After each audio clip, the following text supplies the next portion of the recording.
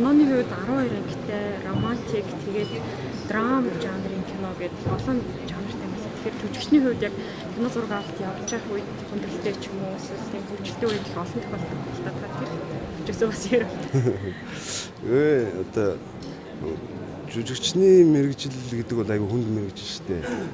Тэгээд одоо уран бүтээл хийхэд ялангуяа олон ангид кино гэдэг бол үнэхээр жүжигчнээс бол үнэхээр шанс шаарддаг шүү дээ.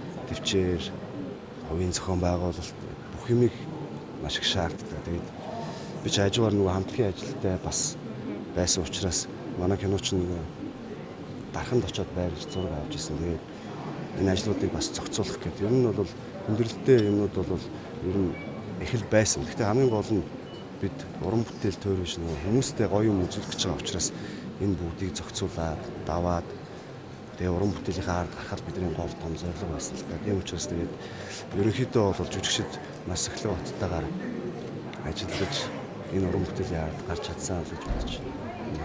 Таны киноны дүр хувь хүнээс ч ер нь хэр ялгаатай байсан бэ? Ялгаатай. Энэ дүрийн хувьд болохоор ерөнхийдөө нэг үгээр тодорхойлох юм бол ямарваа нэг зүйлд одоо юу гэдэг юм бэ? Цэг тавьж чаддаггүй тийм хатуу шийдвэр гаргаж чаддгүй хит одоо зөөлөн ч гэдэг юм уу тийм учраас нэг асуудлуудтай арай өөрөөр тулаад байгаа нэг тийм байна. Тийм учраас одоо хувь хүнээс бол шал өөрлөлтөө